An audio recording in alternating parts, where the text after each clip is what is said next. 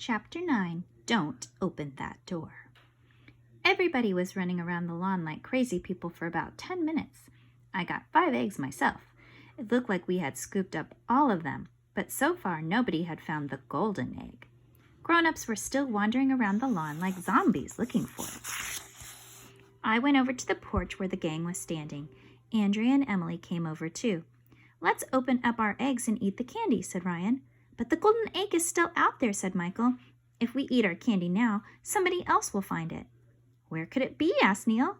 "We need to think outside the box," said Alexia. I looked around. I didn't see any boxes. "What do boxes have to do with anything?" I asked. "I wasn't even inside a box." "How can you think inside a box anyway? It would have to be a really big box." "And there aren't any boxes around here." "Arlo, chill," Andrea said. "There are hundreds of people out here on the lawn, right?" "Right," we all said. "And none of them can find the golden egg, right?" "Right," we all said. "So the golden egg must be hidden inside the house," Andrea and I said at the same time. We all tiptoed inside Hubble Manor. None of the grown-ups noticed us because they were all looking for the golden egg on the lawn. There must be 1,100,000 doors inside Hubble Manor. We started sneaking down a hallway like secret agents, hiding behind the curtains and giggling. It was cool. "I bet there are some peeps in here somewhere," Alexia said. "If you were a peep, where would you be?" asked Neil. "In somebody's mouth," I said. "Forget about the peeps," said Michael. "After we find the golden egg with $1,000 inside it, we can buy all the peeps we want." "Good point." "Shh," said Andrea. "Somebody will hear us." "I'm scared," said Emily. "We're going to get into trouble." "Chillax," I told her. Nobody said we couldn't look inside the house. We walked up and down the hallways. When we passed by one door, I heard a noise. I stopped. The sound was coming from behind the door. I put my hand on the doorknob. "Don't open that door, AJ," warned Ryan. "Why not?" I asked. "Whenever they open a door in a scary movie," Ryan said, "there's always a crazy guy hiding behind it with an axe." "That's ridiculous," said Michael. "Believe me, there's no crazy guy hiding behind the door." "You're right," I said. "Stop trying to scare Emily," said Andrea. "I'm scared," said Emily.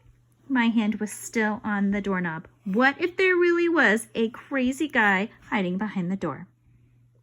I was faced with the hardest decision of my life. I didn't know what to do. I looked at Alexia. Alexia looked at Ryan. Ryan looked at Michael. Michael looked at Neil. Neil looked at Andrea.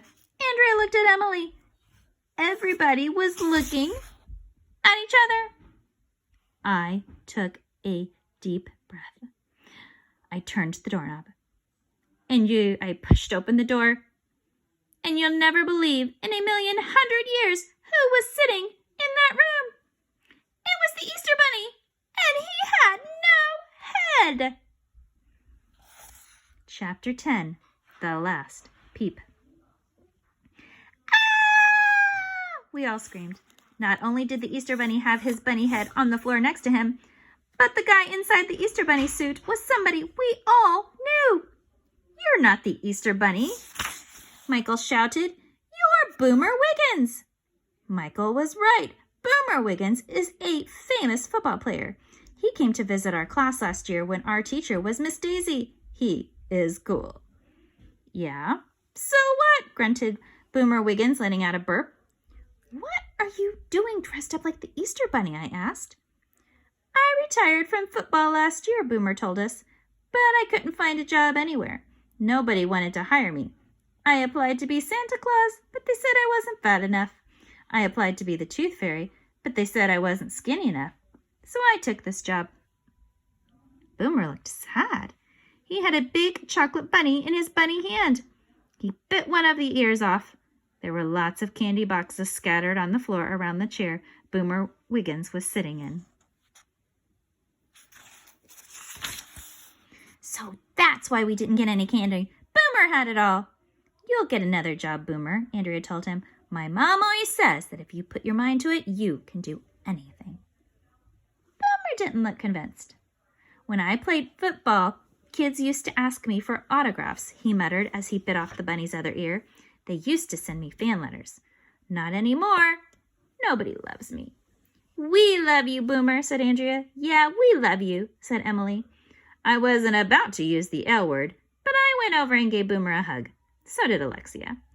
We told Boomer that he shouldn't be ashamed to dress up as the Easter Bunny, because the Easter Bunny brings lots of joy to girls and boys. But that didn't seem to cheer him up any. Leave me alone, Boomer said. Just let me sit here and stuff my face with junk food.